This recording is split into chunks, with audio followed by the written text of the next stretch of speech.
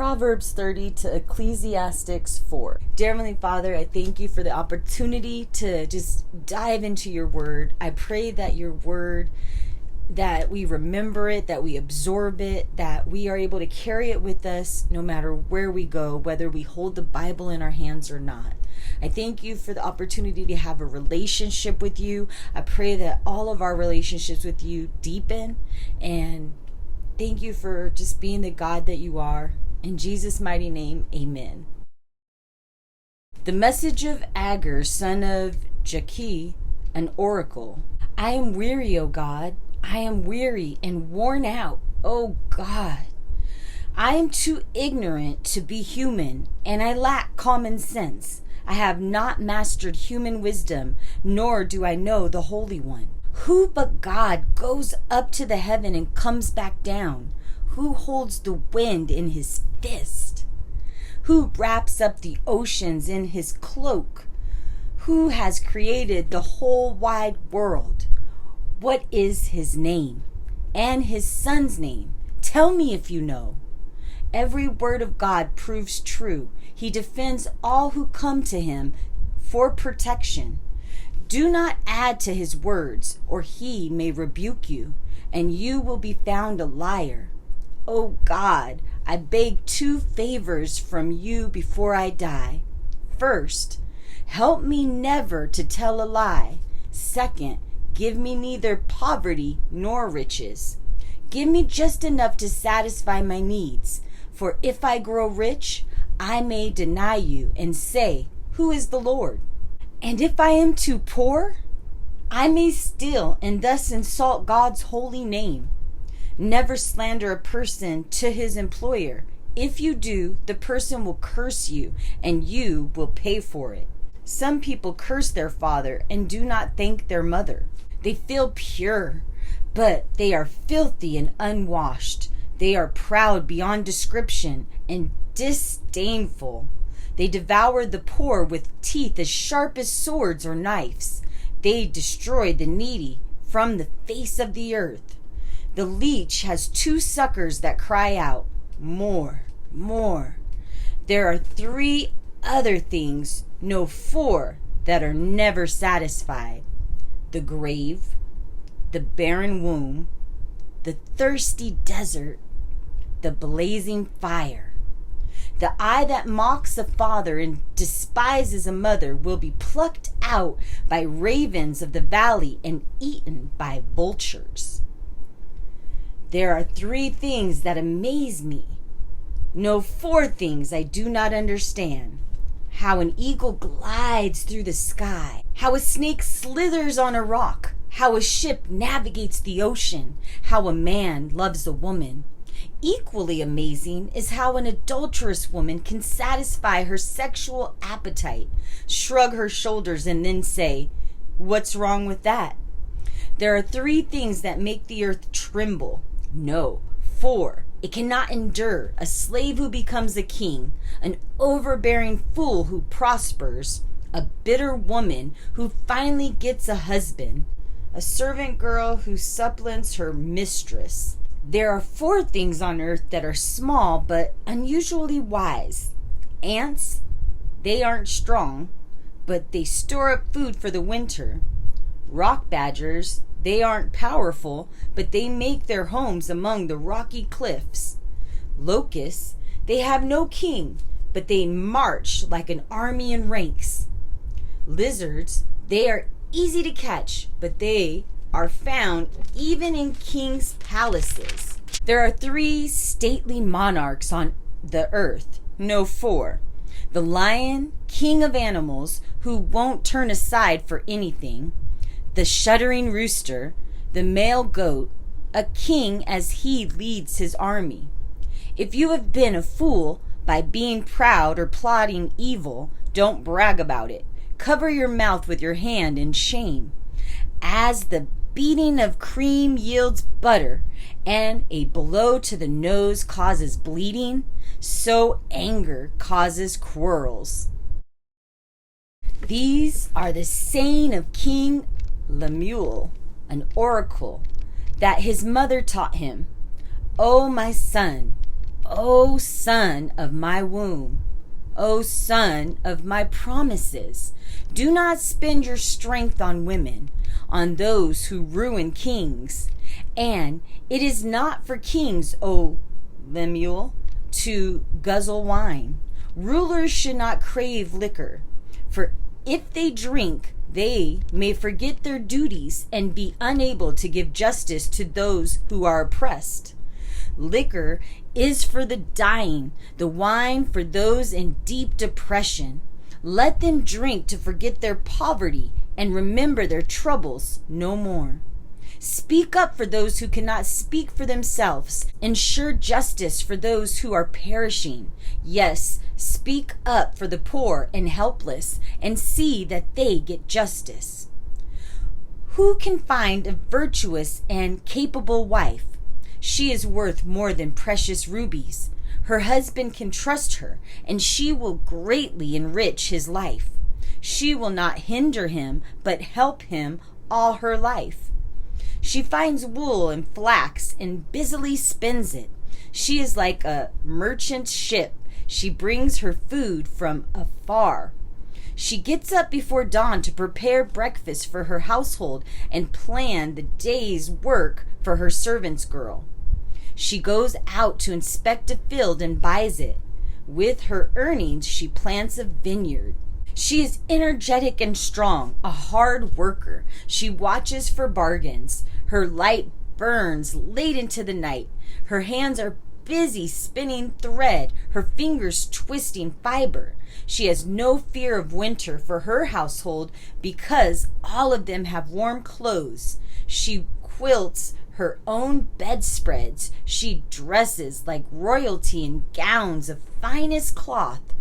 Her husband is well known, for he sits in the council meeting with the other civic leaders. She makes belted linen garments and sashes to sell to the merchants. She is clothed with strength and dignity, and she laughs with no fear of the future. When she speaks, her words are wise, and kindness is the rule when she gives instructions. She carefully watches all that goes on in her household and does not have to bear the consequences of laziness. Her children stand and bless her. Her husband praises her. There are many virtuous and capable women in the world, but you surpass them all. Charm is deceptive and beauty does not last, but a woman who fears the Lord will be greatly praised. Reward her for all she has done. Let her deeds publicly declare her praise. Solomon's personal experience. These are the words of the teacher, King David's son, who ruled in Jerusalem. Everything is meaningless. Everything is meaningless, says the teacher, utterly meaningless. What do people get for all their hard work? Generations come and go, but nothing really changes. The sun rises and sets and hurries around to rise again. The wind blows south and north, here and there, twisting back and forth, getting nowhere. The rivers run into the sea, but the sea is never full. Then the water returns again to the rivers and flows again to the sea. Everything is so weary and tiresome. No matter how much we see, we are never satisfied. No matter how much we hear, we are not content. History merely repeats itself. It has all been done before. Nothing under the sun is truly new. What can you point to that is new? How do you know it didn't already exist long ago? We don't remember what happened in those former times, and in future generations, no one will remember what we are doing now. I, the teacher, was king of Israel, and I lived in Jerusalem. I devoted myself to search for understanding and to explore by wisdom everything being done in the world. I soon discovered that God had dealt a tragic existence to the human race. Everything under the sun is meaningless, like chasing the wind. What is wrong cannot be righted. What is missing cannot be recovered. I said to myself, "Look, I am wiser than any of the kings who ruled in Jerusalem before me. I have greater wisdom and knowledge than any of them." So I worked hard to distinguish wisdom from foolishness. But now I realize that even this was like chasing the wind. For the greater my wisdom, the greater my grief. To increase knowledge only increases sorrow. I said to myself, "Come now, let's give pleasure a try. Let's look for the good things in life." But I found that this, too, was meaningless. "It is silly to be laughing all the time," I said. "What good does it do to seek only pleasure?" After much thought, I decided to cheer myself with wine. While still seeking wisdom, I clutched at foolishness.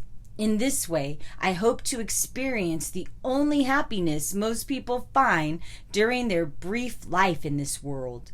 I also tried to find meaning by building huge homes for myself and by planting beautiful vineyards.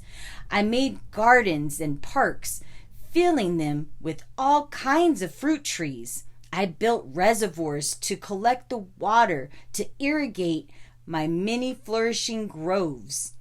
I bought slaves, both men and women, and others were born into my household. I also owned great herds and flocks, more than any of the kings who lived in Jerusalem before me. I collected great sums of silver and gold, the treasures of many kings and providences. I heard wonderful singers, both men and women, and had many beautiful concubines. I had everything a man could desire. So I became greater than any of the kings who ruled in Jerusalem before me, and with it all, I remained clear-eyed so that I could evaluate all these things. Anything I wanted, I took. I did not restrain myself with any joy. I even found great pleasure in hard work, an additional reward for all my labors. But as I looked at everything I had worked so hard to accomplish, it was all so meaningless. It was like chasing the wind. There was nothing really worthwhile anywhere. So I decided to compare wisdom and folly, and anyone else would come to the same conclusion I did. Wisdom is of more value than foolishness, just as light is better than darkness.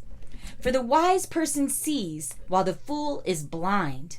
Yet I saw that wise and foolish people share the same fate. Both of them die. Just as the fool will die, so will I. So of what value is all my wisdom? Then I said to myself, this is all so meaningless. For the wise person and the fool both die, and in the days to come, both will be forgotten. So now I hate life because everything done here under the sun is so irrational. Everything is meaningless, like chasing the wind. I am disgusted that I must leave the fruits of my hard work to others, and who can tell whether my successors will be wise or foolish? And yet they will control everything I have gained by my skill and hard work. How meaningless! So I turned in despair from hard work. It was not the answer to my search for satisfaction in this life. For though I do my work with wisdom, knowledge, and skill, I must leave everything I gain to people who haven't worked to earn it. This isn't only foolish, but highly unfair. So what do people get for all their hard work? Their days of labor are filled with pain and grief. Even at night they cannot rest. It is all utterly meaningless. So I decided there is nothing better than to enjoy food and drink and to find satisfaction in work. Then I realized that this pleasure is from the hand of God. For who can eat or enjoy anything apart from Him? God gives wisdom, knowledge, and joy to those who please Him. But if a sinner becomes wealthy, God takes the wealth away and gives it to those who please him. Even this, however, is meaningless, like chasing the wind. A time for everything. Solomon's General Observations.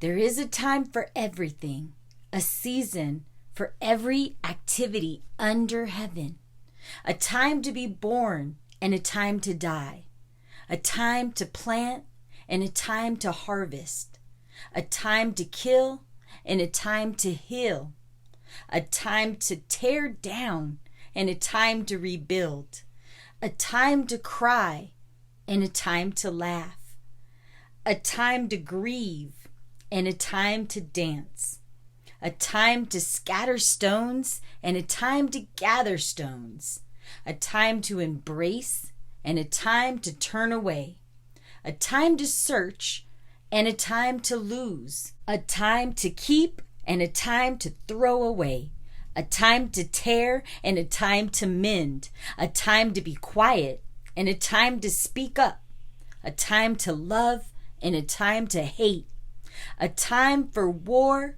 and a time for peace. What do people really get for all their hard work? I have thought about this in connection with the various kinds of work God has given people to do. God has made everything beautiful for its own time. He has planted eternity in the human heart, but even so, people cannot see the whole scope of God's work from beginning to end. So I conclude that there is nothing better for people than to be happy and to enjoy themselves as long as they can. And people should eat and drink and enjoy the fruits of their labor, for these are gifts from God. And I know that whatever God does is final. Nothing can be added to it or taken from it. God's purpose in this is that people should fear him. Whatever exists today and whatever will exist in the future has already existed in the past. For God calls each event back in its turn. I also notice that throughout the world there is evil in the courtroom. Yes, even the courts of law are corrupt. I said to myself, in due season, God will judge everyone, both good and bad, for all their deeds. Then I realized that God allows people to continue in their sinful ways so he can test them. That way, they can see for themselves that they are no better than animals. For humans and animals both breathe the same air and both die. So people have no real advantage over the animals. How meaningless! Both go to the same place, the dust from which they came and to which they must return. For who can prove that the human spirit goes upward and the spirit of animals goes downward into the earth? So I saw that there is nothing better for people than to be happy in their work. That is why they are here. No one will bring them back from death to enjoy life in the future. Again, I observed all the oppression that takes place in our world. I saw the tears of the oppressed with no one to comfort them. The oppressor have great power, and the victims are helpless. So I concluded that the dead are better off than the living. And most fortunate of all are those who were never born, for they have never seen all the evil that is done in our world. Then I observed that most people are motivated to succeed by their envy of their neighbors. But this too is meaningless, like chasing the wind. Foolish people refuse to work and almost starve. They feel it is better to be lazy and barely survive than to work hard, especially when, in the long run, everything is so futile. I observed yet another example of meaninglessness in our world. This is the case of a man who is all alone, without a child or a brother, yet who works hard to gain as much wealth as he can. But then he asks himself, Who am I working for? Why am I giving up so much pleasure now? It is all so meaningless and depressing. 2 people can accomplish more than twice as much as one. They get a better return for their labor. If one person falls, the other can reach out and help. But people who are alone, when they fall, are in real trouble. And on a cold night, 2 under the same blanket can gain warmth from each other. But how can one be warm alone? A person standing alone can be attacked and defeated, but 2 can stand back to back and conquer. 3 are even better, for a triple braided cord is not easily broken. It is better to be a poor but wise youth than to be an old and foolish king who refuses all advice. Such a youth could come from prison and succeed. He might even become king, though he was born in poverty. Everyone is eager to help such a youth, even to help him take the throne. He might become the leader of millions and be very popular. But then the next generation grows up and rejects him. So again, it is all meaningless, like chasing the wind.